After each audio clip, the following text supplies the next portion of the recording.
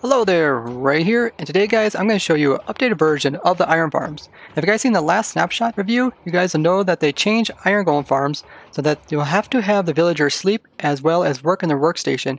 And we went ahead and designed some really cool looking Iron Farms, really small. Like this one here actually works 100% and is quite small as you can see.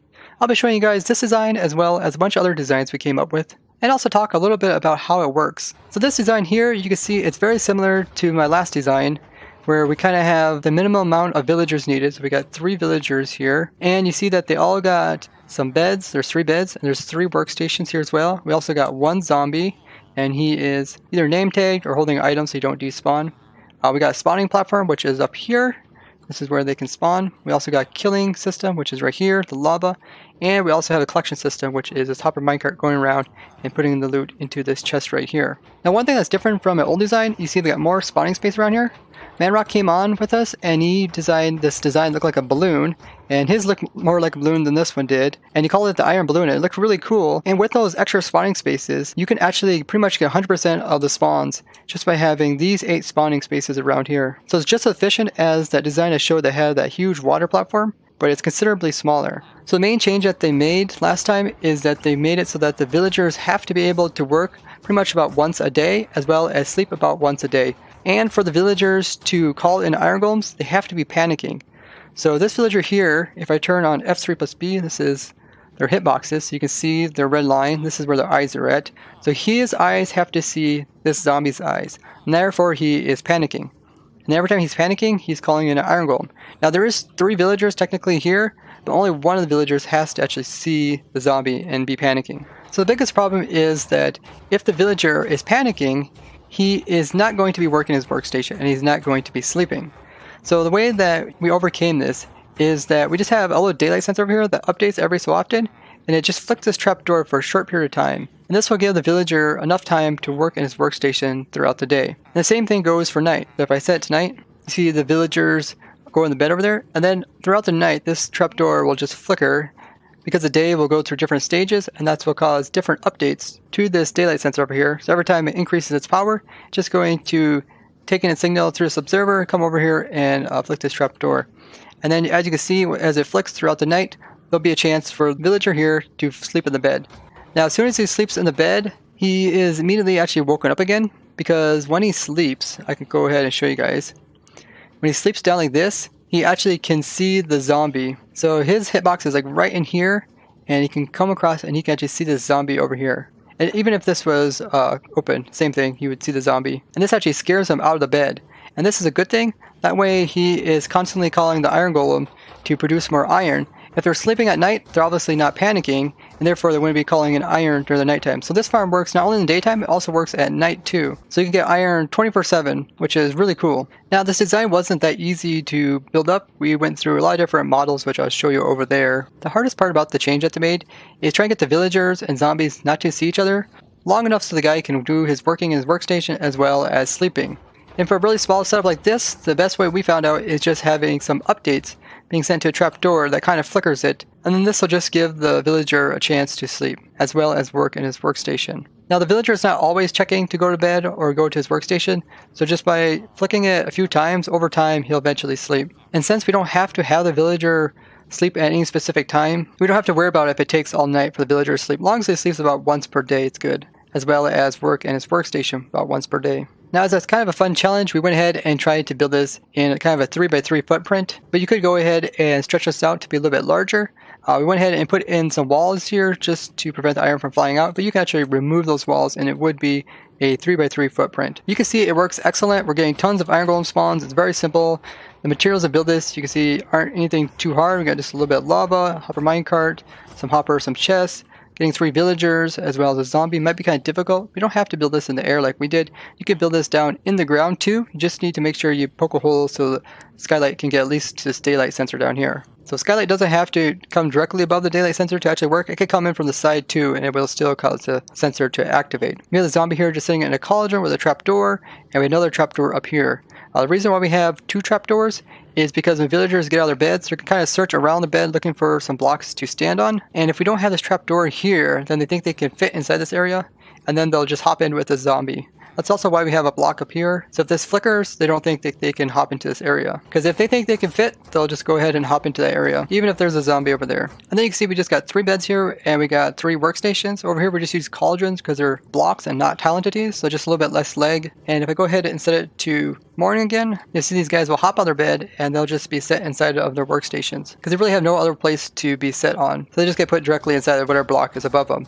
So it don't really matter what type of workstations you have over here, but over here it's kind of important to have a grindstone because the villager has to be able to see the zombie from up here.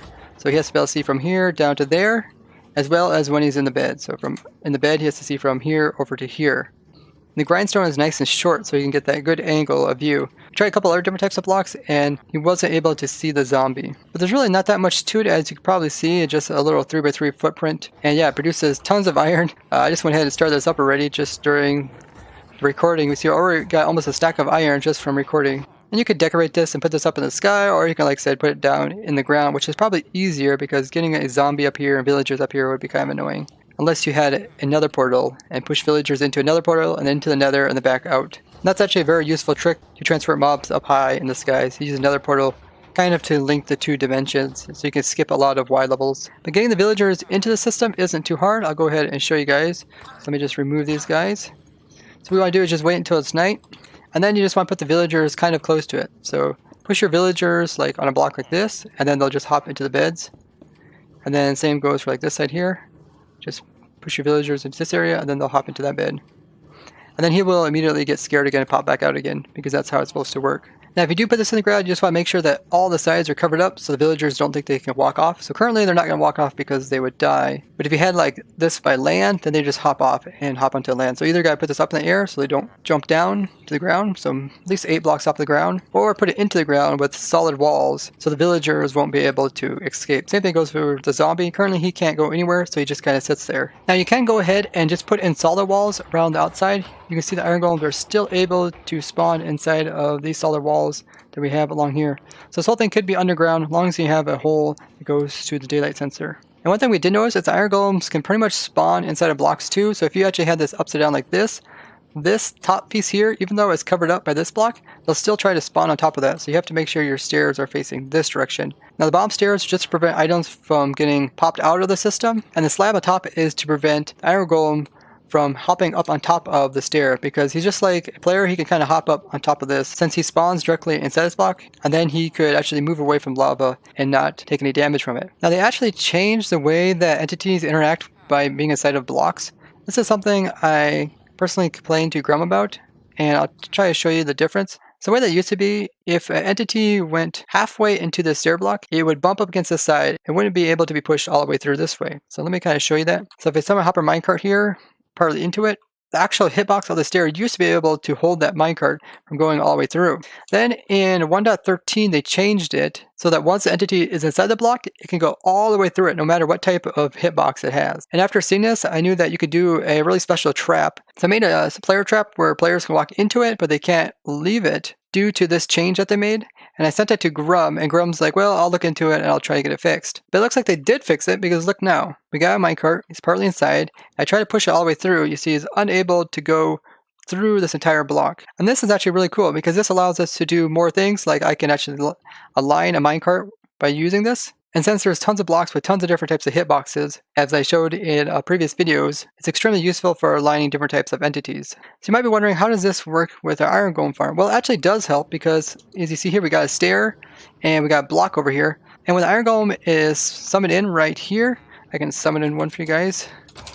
You'll see that he's actually spawned inside of these blocks on the side. And because of this, he is not able to actually push his way through this, because this backside of the block here is actually going to prevent him from moving. So it's pretty helpful in making really compact iron farms. So we actually make quite a few different designs, which are over here. This is on our snapshot testing server, where we do testing with viewers during our Twitch streams. Those are every Wednesday as well as Friday. And we just had a stream last night. It was very successful. You can see all the different types of iron farm designs that we made last night. And it was a lot of fun. So over here is some of our old designs. We actually have quite a few of them. This is the original design by Manrock. He was the one that kind of came up with this balloon shape. He pretty much took that really simple design that I showed in the last video, and he made it with some more spawning floors, which is inside of here. But then when they made it so that they needed to have beds, we went ahead and added some beds in there, did some testing with it. And this one here actually worked really good. It used 2 zombies. There was a zombie here that we would use this trapdoor to close off his eyes. And there was a zombie down here as well. This zombie was scaring them when they're in the bed, and this one was scaring them when they weren't in the bed. And then the daylight sensor here would activate, and then that would update this trapdoor so the zombies could see him or not. Then we eventually went away from 2 zombies, and we went all the way down to just 1 zombie. We also made a different type of design, which is this one here, where the iron golem spawn on the bottom of the iron farm, and the villagers and zombies are up at the top. So in this one, the zombie would go right here, and it'd have to be a husk. So the reason it would have to be a husk is because they don't burn from the skylight. And this design is actually like 1 block smaller than the other design, height-wise.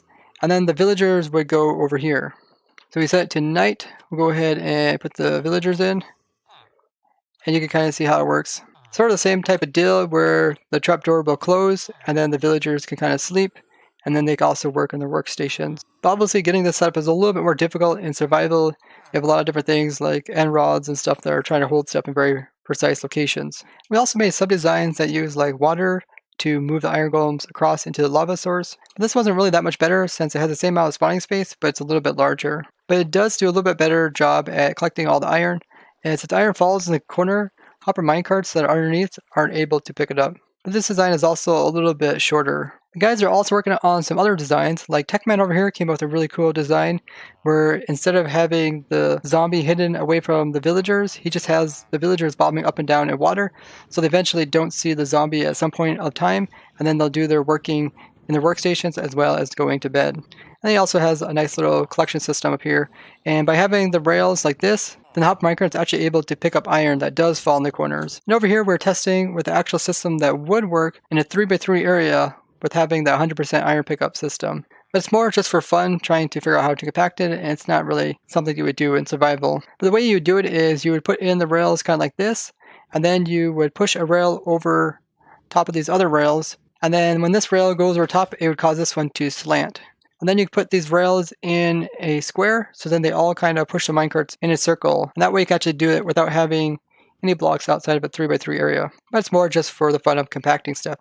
Now over here, Xshredda actually has a really cool design where he is putting 4 villagers to 1 spawning space for the iron golems. So by spacing his villagers out every 10 blocks, these guys will each separately spawn in their own iron golem, and then he has a system here which will move them towards the center and kill them. He got quite a few different designs he's currently trying out right now, but this definitely looks like a viable option. And hopefully we'll see more of this in the future. It was a lot of fun having everybody join the Snapshot testing server here and working on a lot of different types of farms, which I'll show in some future videos. And if you guys would like to join our Twitch streams, you can find my schedule on my Twitch page, which I'll link down in the description. But the best way to actually get notified is to follow me on Twitter or turn your notifications on YouTube, as well as join the ProTech Community Discord. And then you can always be notified of whenever we start up streams. Because I'm just one of many members that are part of the ProTech server, and many of the other members also stream as well as do YouTube videos. And during the stream, somebody put those boss bars as well as those subtitles on my screen, which I'm not exactly sure how to remove. But I do remind people to go ahead and subscribe to me on YouTube.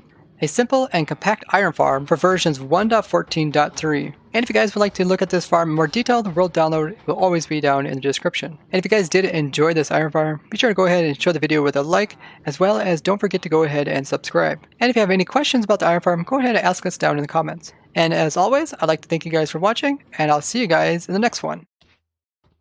Bye-bye.